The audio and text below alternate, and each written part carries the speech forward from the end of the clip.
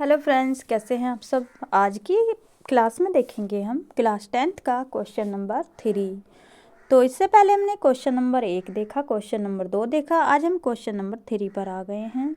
तो अगर आपने इससे पहले वीडियोज़ नहीं देखी है तो मेरे चैनल पर जाकर पहले क्वेश्चन नंबर 1, क्वेश्चन नंबर 2 देख लीजिएगा, ताकि आपको क्वेश्चन नंबर 3 आसानी से समझ में आ जाए। क्वेश्चन 1 में हमने अभाज्य गुणनखंड किए और क्वेश्चन 2 में हमने अभाज्य गुणनखंड भी किए और एलसीएम एचसीएफ किया, दो संख्याओं का गुणनफल किया। तो अब हम तीसरे क्वेश्चन पे आ गए हैं।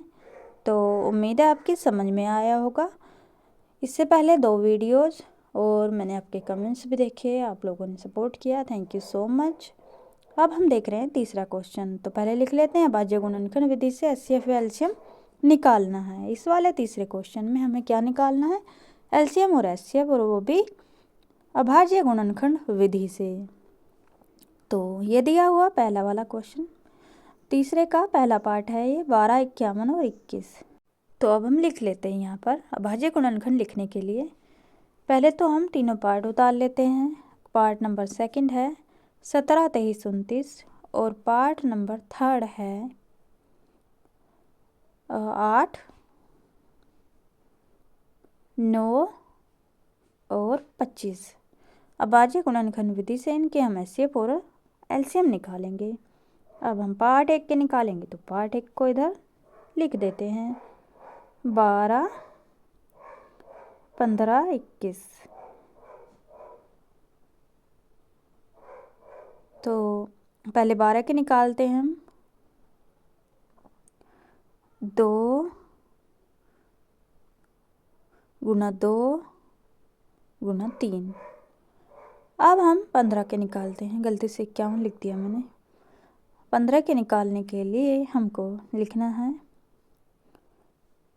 3 गुना 5। तो लिख लेते हैं 3 इंटू 5, ये 15 के आ गए। अब 21 के निकालेंगे, तो 3 इंटू 7, ये हमारा आ गया 21 का, 21 के निकल गए। अब हम क्या करेंगे, एचसीएफ निकालेंगे और एलसीएम निकालेंगे। एचसीएफ का आप लोगों को पता है, सेकंड क्वेश्चन में भी बताया है, जो हमारे युग्मों में कॉमन होता है वही लिख देते हैं। पहले 2 में थे, लेकिन 3 हो 4 हो, सभी में हमें कॉमन चाहिए। तो इसमें कॉमन क्या है, 3 है, तो हमने 3 लिख दिया, और कुछ नहीं, और कुछ कॉमन नहीं है। अब निकालेंगे एलसीएम, और एलसीएम निकालने के लिए क्या करते हैं, एलसीएम निकालने के लिए हम बची हुई सारी संख्याएं लिख देंगे। तो पहले लिखा हमने एचसीएफ 3, और फिर बाकी संख्याएं 7, और फिर 5, फिर 2, 2, ये सब हमने बची हुई संख्याएं लिख दी हैं इधर। और अब हमारा निकल के आएगा एलसीएम। एलसीएम करने के लिए इनकी मल्टीप्लाई करनी पड़ेगी, तो मल्टीप्लाई कर देते हैं हम, और फिर निकल के आएगा हमारा एलसीएम। एलसीएम निकल के आया है 420। तो ये हुआ क्वेश्चन 3 का पार्ट 1। एचसीएफ आया 3, एलसीएम आया 420। अब करते हैं हम पार्ट 2, 17, 23, 29। तो लिख लेते हैं 17, 23, 29। अभी तक अगर आपकी समझ में आया है तो एक लाइक तो बनता है। तो 17 के लिए क्या लिखेंगे हम, ये तो खुद के बारे में होता है, तो 1 लिख लेते हैं अच्छा लगने के लिए सिर्फ। 1 इंटू 17, 1 इंटू 23, 1 इंटू 29। तो ये लिखा हमने। अब हम निकालेंगे एचसीएफ। एचसीएफ होता है जो सब में कॉमन होता है, तो कुछ कॉमन नहीं है पर 1 तो है, तो हमारा एचसीएफ आ जाएगा 1। और फिर हम निकालेंगे एलसीएम। एचसीएफ 1 आ गया, लिखते हैं एलसीएम। एलसीएम के लिए एचसीएफ लिखेंगे और फिर बची हुई संख्याएं लिख देंगे। तो ये लिखा 1 इंटू 17 इंटू 23 इंटू 29। तो ये सारी संख्याएं आ गई। अब इनकी कर देंगे मल्टीप्लाई। मल्टीप्लाई करने से क्या आएगा, हमारा एलसीएम आएगा। एचसीएफ हमारा आ गया है, एचसीएफ हमारा 1 आया है, और ये आया एलसीएम 11,339। ये आया एलसीएम। ऐसे हो गए हमारे पार्ट 2। अब आते हैं हम क्वेश्चन नंबर 3 के पार्ट 3 पर। तो यहाँ पर लाइन खींच देते हैं टेढ़ी मेढ़ी और फिर करते हैं हम अपना सवाल। 8 9 25 ये लिख दिया। अब इसके हम अभाज्य गुणनखंड करेंगे। तो अभाज्य गुणनखंड लिखते हैं पहले। अभी तक पहले दूसरे तीसरे क्वेश्चन में अभाज्य गुणनखंड तो करवाए हैं, तो ये तो आपको पक्का हो गया होगा कैसे निकालते हैं।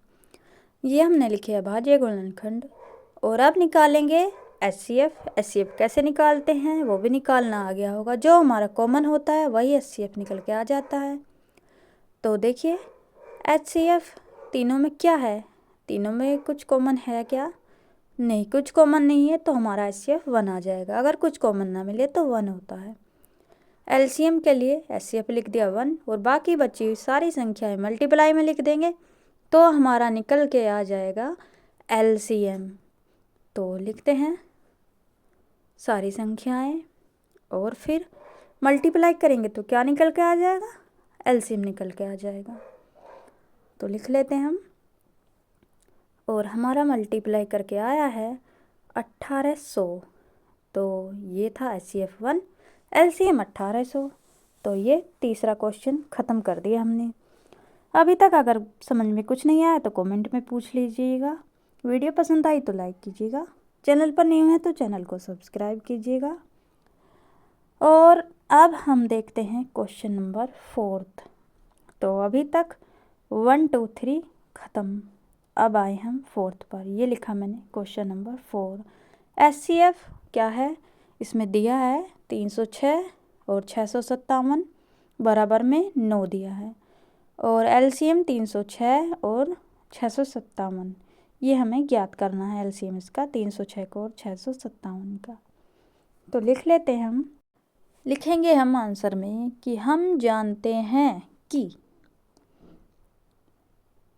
ये है हमारा आंसर जिसमें हम लिख रहे हैं हम जानते हैं कि दो संख्याओं का गुणनफल बराबर HCF गुना LCM। ये तो हमने अभी तक पढ़ा भी है। दो संख्याओं का गुणनफल बराबर HCF गुना LCM। ये हम लिखेंगे क्योंकि इसको लिखने के बाद ही होगा हमारा सवाल। बराबर HCF गुना LCM। तो अब ये हमने लिख दिया है। तो LCM की जगह LCM, HCF की जगह HCF और दो संख्याओं के गुणनफल की जगह दो संख्याओं का गुणनफल। तो ये लिखा है हमने। LCM निकलेगा हमारा, कैसे निकलेगा? दो संख्याओं का गुणनफल और बटे में बचा हुआ क्या है हमारा? HCF। तो HCF आ जाएगा दो संख्याओं के गुणनफल बटे में HCF। फिर निकलेगा हमारा LCM बटे में HCF। बस इसमें रख देंगे हम वैल्यूज, फिर हमारा LCM निकलेगा। तो अभी तक तो मैंने कुछ ज़्यादा किया नहीं है, सिर्फ ये जो लिखते आ रहे हैं हम पहले भी लिखा कि दो संख्याओं का गुणनफल बराबर HCF गुना LCM, वही अभी भी लिखा मैंने। अब इसमें ही हम क्या रखेंगे? वैल्यूज रखेंगे। LCM निकालने के लिए क्या किया? थोड़ा सा फॉर्मूले को घुमाया है। तो अब क्या करेंगे? दो संख्याएं लिखेंगे। दो संख्याएं कौन सी? 306 और 657। तो 306 को और 657 को लिख दिया और बराबर में क्या, जो कि हमें दिया है HCF 9 और LCM हमें ज्ञात करना है। तो LCM की जगह LCM लिख दिया, HCF की जगह HCF लिख दिया, दो संख्याओं की जगह दो संख्याएं लिख दी। तो अब क्या करेंगे? दोनों की मल्टीप्लाई करेंगे और बटे में आ जाएगा हमारा HCF मतलब 9 और उससे निकलेगा हमारा LCM 306 गुना 657 और बटे में 9। तो अब हम इसको काट पीट करेंगे तो ये 9 से कट जाएगा 306 34 बार में, और फिर हम 657 से 34 की मल्टीप्लाई करेंगे। तो मल्टीप्लाई करने के बाद जो आएगा हमारा LCM की वैल्यू आएगी। तो ये ख़त्म किया हमने क्वेश्चन नंबर 4। तो उम्मीद है अभी तक आपकी समझ में आया होगा। वीडियो पसंद आई हो लाइक कीजिएगा, चैनल को सब्सक्राइब कीजिएगा। कोई डाउट है तो कमेंट सेक्शन में पूछ लीजिएगा। तो LCM है हमारा 34 गुना 657 की मल्टीप्लाई करेंगे तो LCM निकल के आएगा हमारा, ये आया है हमारा LCM 22,338। तो अभी तक हमने 4 क्वेश्चन ख़त्म कर दिए हैं 1.1 के एक्सरसाइज और कक्षा 10।